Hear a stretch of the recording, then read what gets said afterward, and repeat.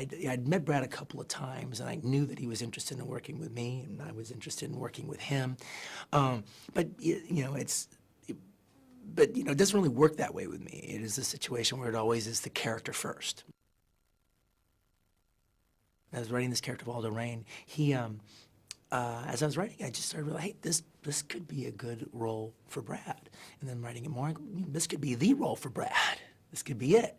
And then by the end of it, I started getting nervous because I was like, okay, what do I do if he doesn't do it? And then also it was, because I'm finishing up the script, like I said, we got to start it right away and, get going on it. So what's the chances that the most in-demand movie star, of his time, is like, would want to do it and be available right exactly when I need him, which is right now. And sometimes the movie gods frown on you, sometimes they smile on you. And this is one of those times that everything just, fate reached out and extended its hand.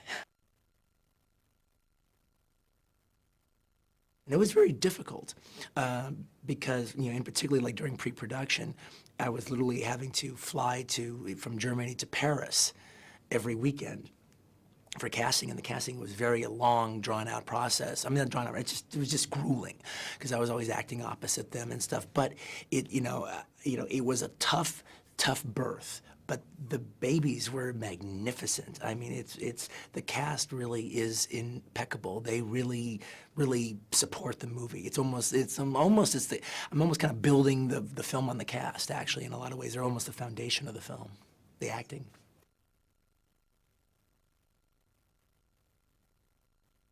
In the case of Christoph Waltz's Londa was the fact that he has to speak 3 languages, perfectly, and even a bit of a 4th language.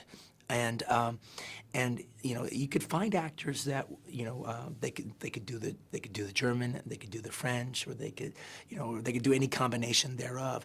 But just being fluent in a language isn't all there is.